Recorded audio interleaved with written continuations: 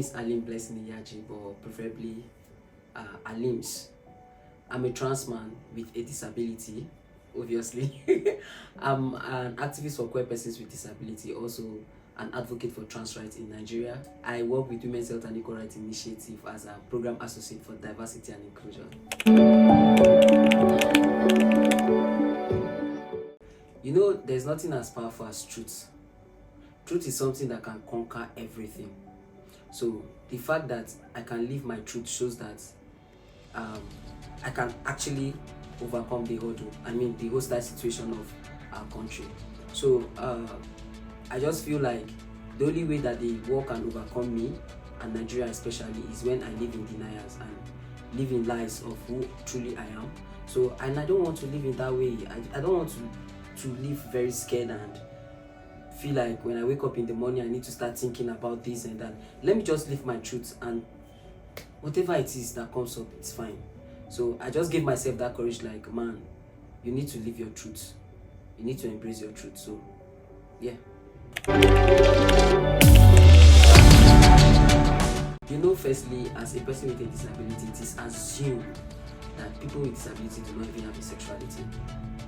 Once I say a person with a disability, they have already boxed you and feel like whatever they have in their mind, it's just that. Me being a person with a disability and challenging the stereotype, the societal norms that persons with disability maybe do not have gender identity, do not have a sexuality, is something that I feel like the world out there should hold on to. Oh, this guy is a person with a disability, a trans person. How is he even doing it? Especially in a world where discrimination is just everywhere, that we don't have empathy anymore. How is he doing this thing? What's giving him this courage? Why is he living like this? So I am living my truth, so the world will understand that whether a person with a disability or not, everybody has identity, sexualities. Inclusion to me is when I walk into a space, I am seen, I am heard, and people listen to me. That's inclusion. Re-inclusion is not about the realm, not about the fact that when I come with my wheelchair, I can actually use your facility. Re-inclusion is not about having sign language interpreters. It's the fact that you create a space where everybody is seen in that space. People with different gender identities, sexualities, disability or not, when they walk into a space, they are heard. You can listen to them when they speak. In your workspace, how many persons with disability, for instance, do you have? How many trans people do you have? You must not say your organization or what you program for is strictly for these people before you have them there. You're not inclusive. If you're programming for trans people, you should also have people with disability there. If you're programming for people with disability, you should have people with diverse sexuality and gender identity. That's re-inclusion to me.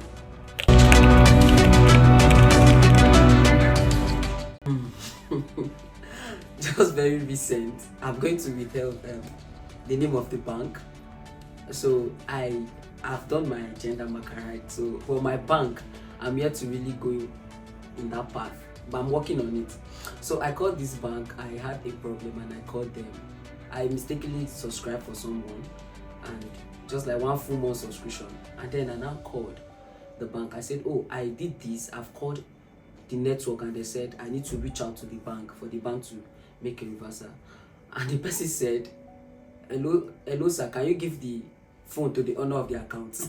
And I was like, you've asked me personal questions and I gave you correct answers without wasting time. So what makes you think that account is not mine? And he said, no, from my back end, it's a woman that owns the account, not a man. And I'm hearing the voice of a man. It was getting really irritating. I tried explaining myself and he wasn't listening. Then, you know how some people behave. You need to scream for them to hear you. I didn't even know when I snapped out and I screamed. And he was now like, okay sir, I'm sorry, let me call my boss. That was when he gave the bank phone to the manager, and then we spoke. And I said, okay ma, since you people want to know, I'm a transgender person. Do you have a problem with that? I said, trans what? I said, yes, I'm a trans person. Kindly do this in my bank and stuff like that.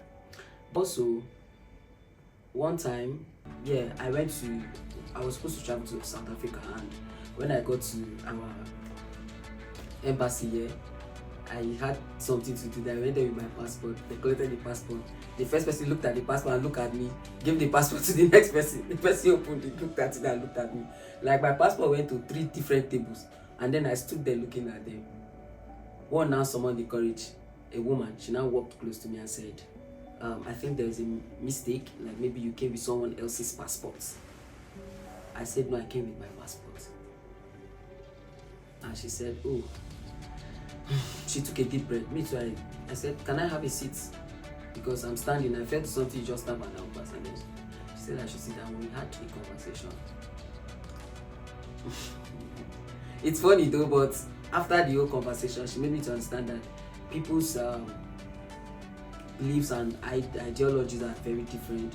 That like our colleagues and stuff like that. But I should just hold on. Someone will definitely come and attend to me.